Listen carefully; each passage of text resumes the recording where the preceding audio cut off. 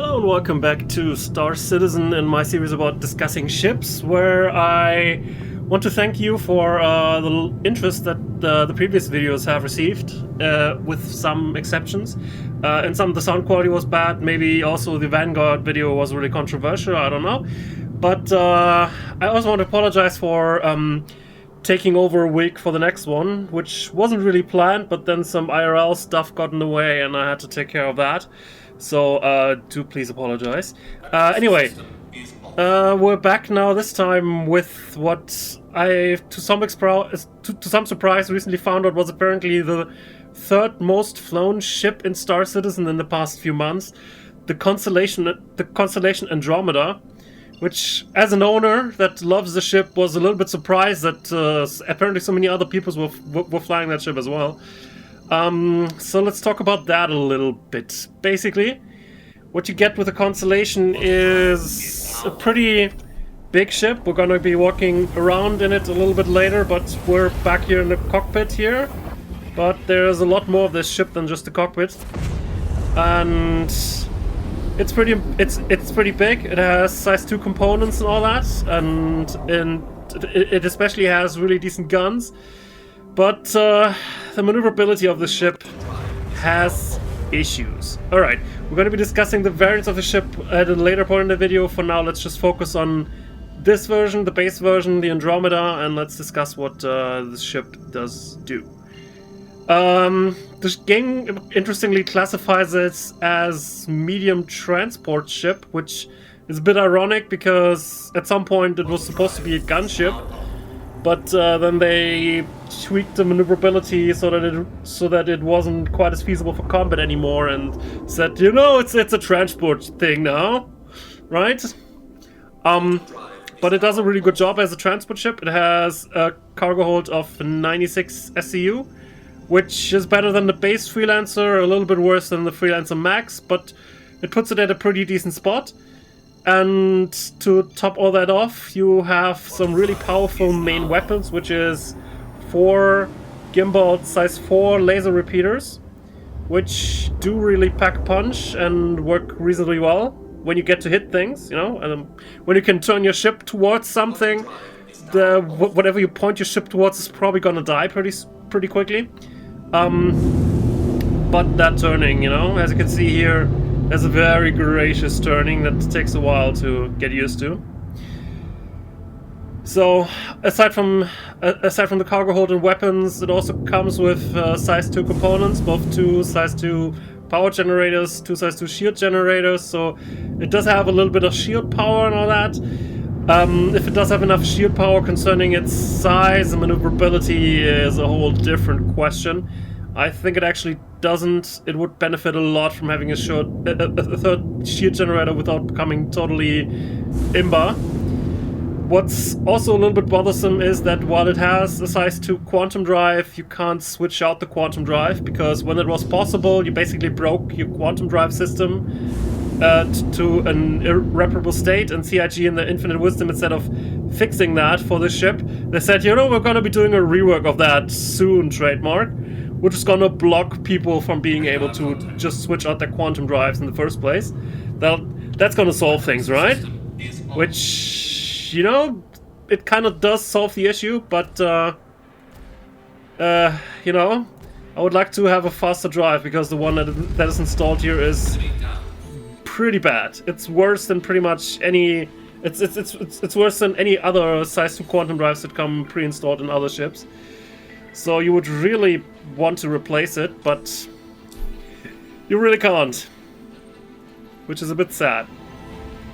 Anyway, while I continue talking, I'll put up some bounty missions here. The bounty missions with a huge payout are just not available to me at the moment, because you need to do some specific introductory mission, which I've tried like half a dozen times in the past day, and all the times there just was nothing there, and if you don't do that mission, then you're basically locked out of the 8 and 10k bounty missions. So we're just going to be doing some bounties here in the area of Hurston, which work pretty reliably, although the payout isn't that great. Maybe we'll run into more worthwhile opponents at some point down the line. Anyway, so The ship is really in a little bit of a weird state, as I just started to say. If you compare it with others, it does have a lot more firepower than its main competitors, which would be ships like the Freelancer and Cutlass, even though it's more expensive than both of those. So it got that going for it. It also got similar components to those ships, especially the Freelancer has the same shields, but it can upgrade its quantum drive and all that. But it does have a size increase of 1 with its main guns, so you have a little bit more firepower to make up for your lack of maneuverability, which I think is a fine trade-off, really.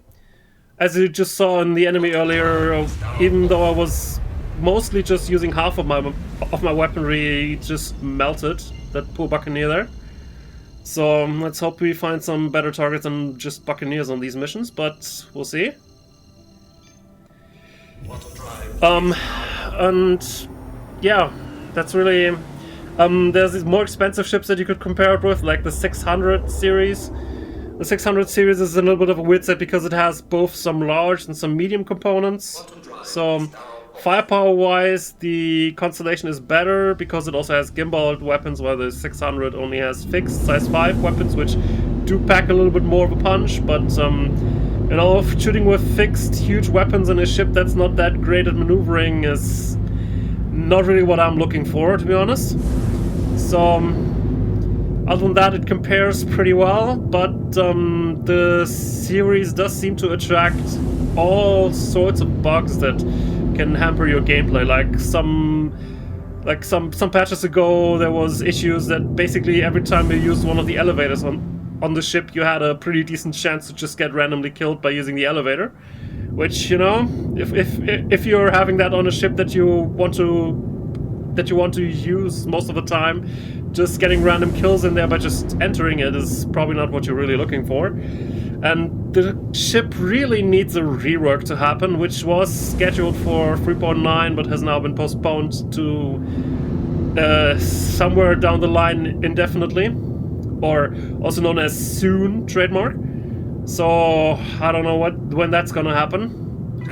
Also, one of the variants that I actually wanted to have was also supposed to come with that rework, but it really did not.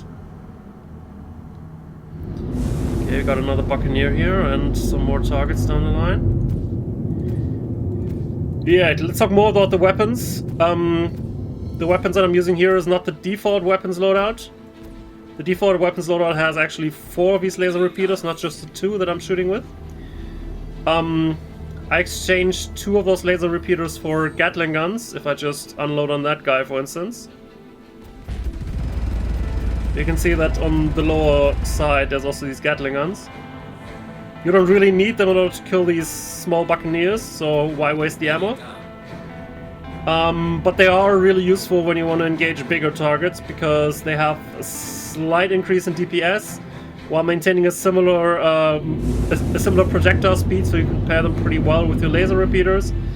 And even more importantly, against larger ships, they also have some shield penetration, so you can slowly damage them even if your DPS is not enough when going through size 3 shields, which the laser repeaters by themselves are not able to just pierce.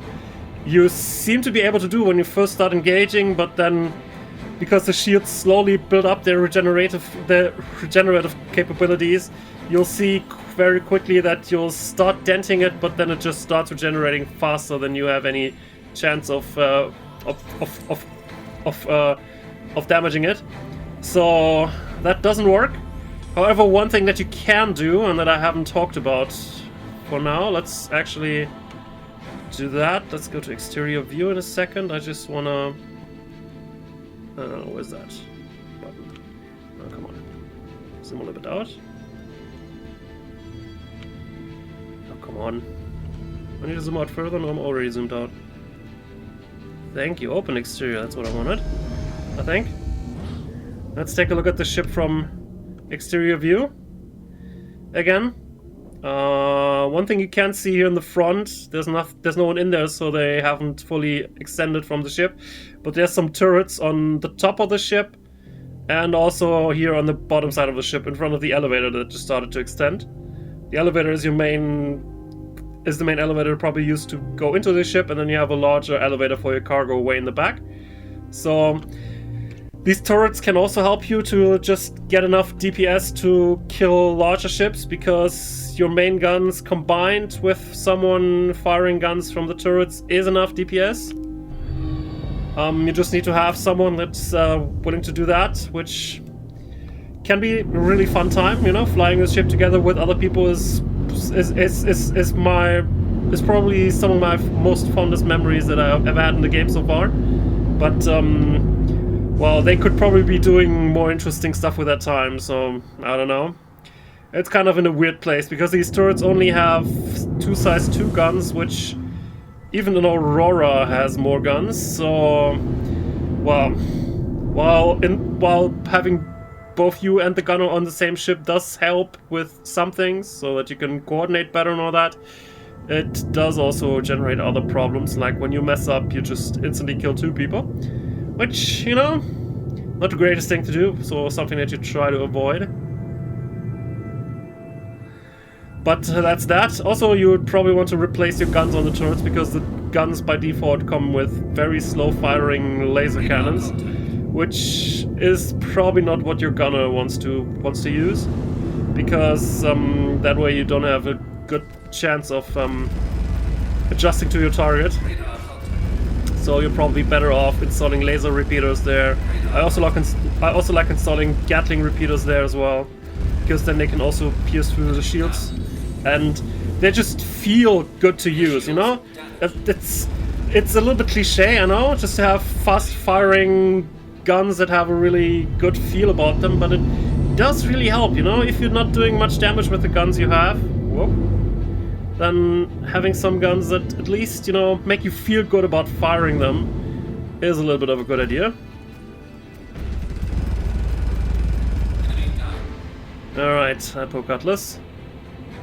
Anyway, let's maneuver out of the asteroid field, and then let's talk about variants and other stuff. You've seen the ship has some pretty decent combat capabilities, even against larger vessels that just melt, you know, but the problem is, against players, they know that your main firepower is located in the front of the vessel, so they'll try to approach you from your very vulnerable backside, which, if we go back to exterior view, the backside has your guns basically mounted on those big things in the back, which are your engines. So if someone just shoots in that general area, they're probably going to hit the engines, which don't have that much HP, and at some point the engines are going to go down. Meanwhile, also your weapons power is going to go down, and your engines also hold your most powerful maneuvering thrusters, so when you lose the engine, you don't just lose acceleration, but you also lose maneuverability, and you know, you're kind of going into a spiral there where you really don't have much left at that point.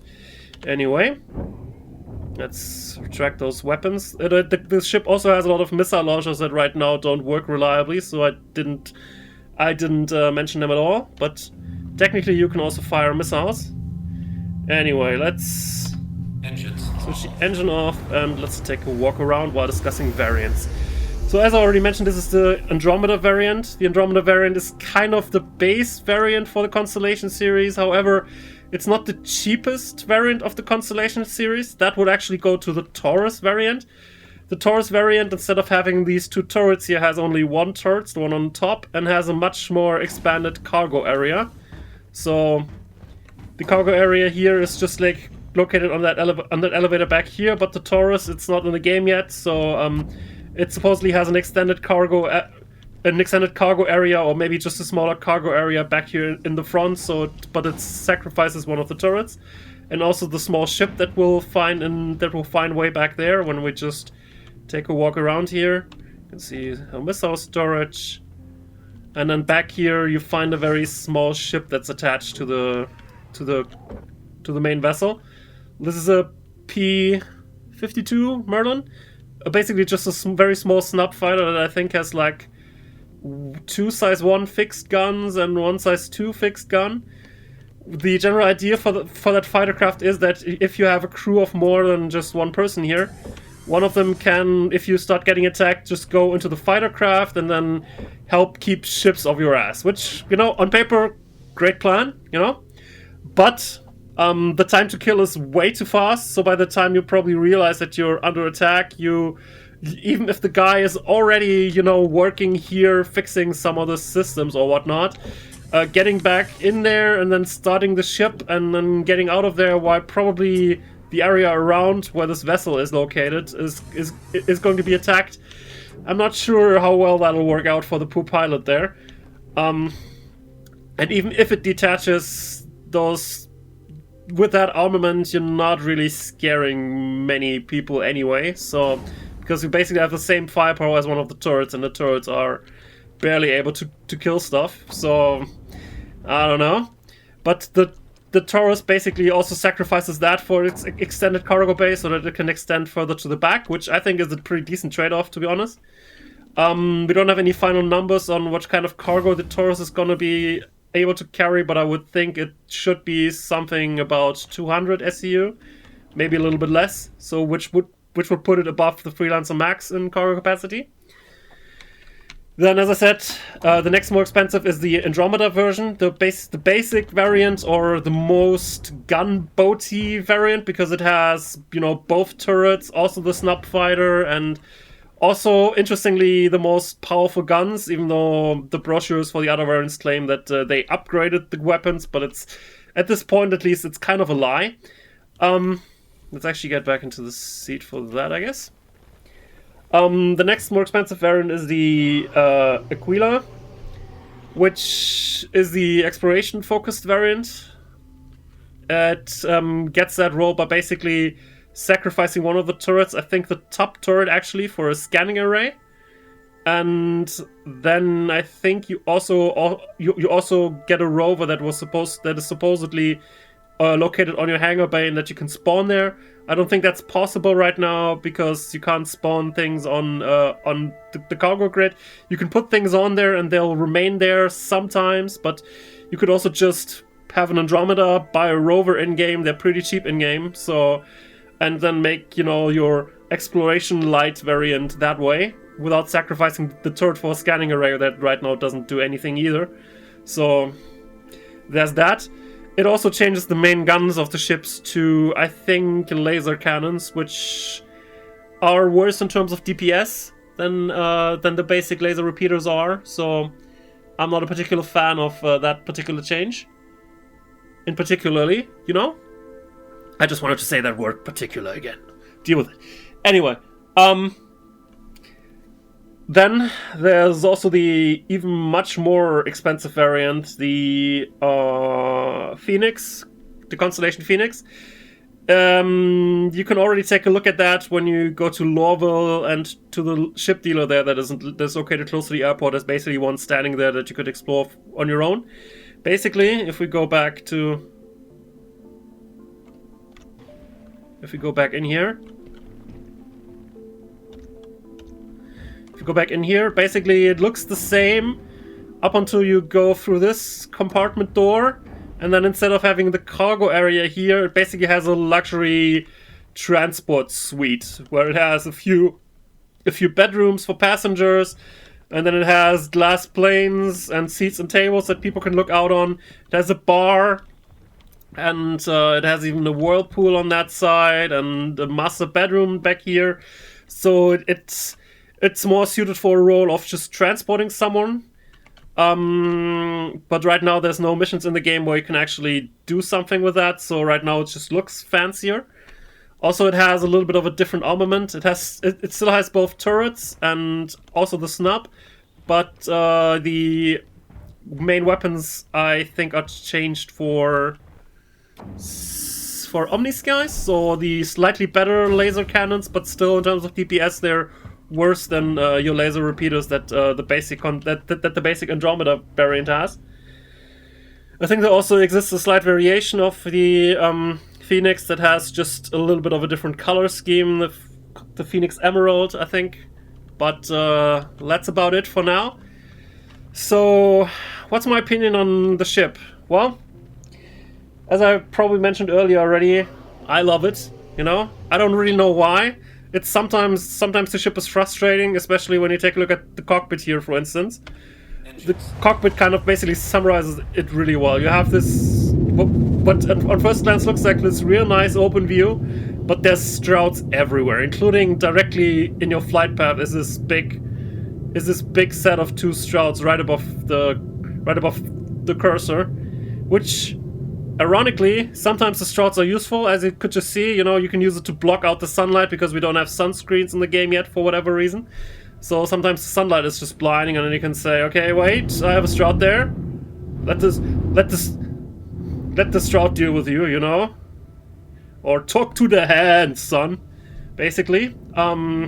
So I guess that gives them some function, but they also obstruct a lot of your view, which, especially if you try to maneuver this thing in asteroid fields, can be hella dangerous, because sometimes you really don't see things coming if they're coming from weird angles at you. I already mentioned that the maneuverability isn't particularly great, but if you learn how to fly it well, you can still do some interesting things. Like, let's say, for instance, if you just wanted the ship to decelerate, in most vessels you would just say, okay, I'm just gonna tell the ship to just stop, and then it'll do that eventually. Here it's gonna be taking some time because the maneuvering thrusters are not that powerful that they're able to counter the main engine really well. As you can see, there's some maneuvering thrusters back there on the main engine that are trying to counter the inertia that you had built up. But actually the better way to do this would be actually to do a turn and burn maneuver. So instead of just decelerating, you just keep your course, then go into what's that? God, I forgot to remember what that mode is called. Decoupled! Damn. Go to decoupled, then turn the other way around, and then you can actually use your main engines to decelerate, which, as you can see, goes a lot quicker, because right now you don't have your puny maneuvering thrusters that are basically trying to counteract what your main engines did earlier, but your main engines themselves. So if you need to turn on a dime or decelerate rather quickly, then that's a much better option to do it that way. Similarly, in combat, you don't really want to try and behave like a fighter craft would, because you're not a fighter craft. You're maybe a gunship, but you probably should consider yourself to be a slow-ass freighter. Not sure what that is. The screens are out, which is often a problem, that you sometimes don't know what's happening, because the screens just decide to, no, I'm not going to give you any information right now, so not sure what that Ninetales guy over there is, but let's just take it out.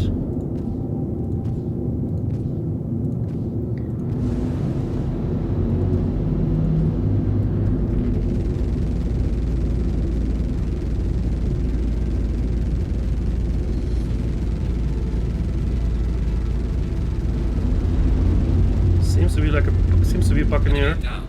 Well, I did try and maneuver this time. I think you can stop shooting. Guy's dead.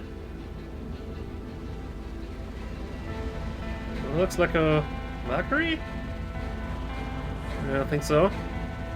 Apparently that NPC Valkyrie hasn't quite registered yet that the target is down.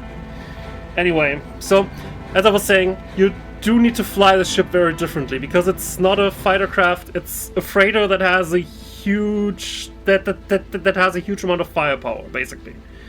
So I did quote earlier that there was a recent that CIG gave us some recent statistics that said that this was the 3rd most used ship in the past few months in the game, which was a bit surprising to me initially. But what was also interesting about those stats was that they also gave some stats as to which ships performed the most player versus player kills, and as you probably expected, the ship didn't even appear on the top 5 of that list, even though it was supposedly one of the top 3 ships flown. Interestingly, the first place on that list in amount of player ships killed was the Arrow, which didn't even show up in the top 5 of the most flown ships, you know, which kind of gave you some indications that the Arrow probably was a little bit overperforming in the recent months, until they removed the second shield generator, as I talked about last time.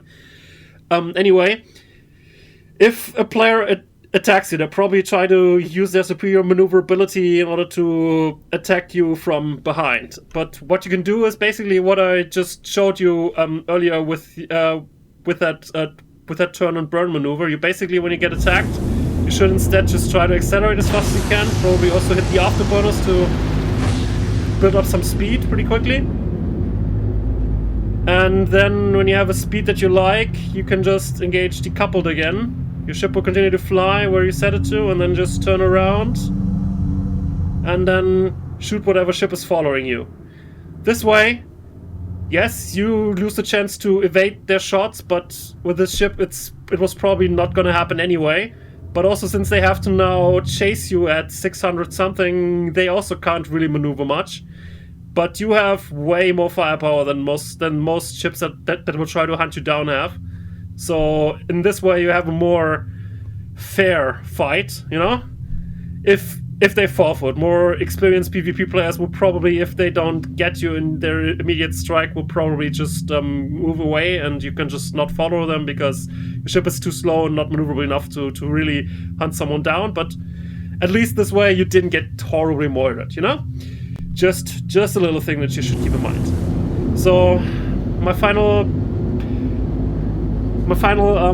statement on the ship: I love it, but I can totally understand why some people think it's just a loot pinata that is really easy to kill and that really no one should use. But I love it, and I can get it to work. But you probably need to spend quite a bit of time in order to get to that state. So, is it worth it to you? Probably not. If you're just looking for a really decently performing ship, you're probably just better off with a freelancer, because it behaves much more like a fighter craft would, and you gain the same skills there, and it's just a good overall ship. Well, here you have to definitely cover its weaknesses in order to get the most fun out of it. But it can be fun. All right. But that's about it for today. In the next episode of the series, I think I'm going to cover the only remaining ship of that most flown list that I haven't covered so far, which is on place 2, interestingly enough. So can you say which ship that was without looking up the list? Well, we'll see next time, right? Take care, have a good one.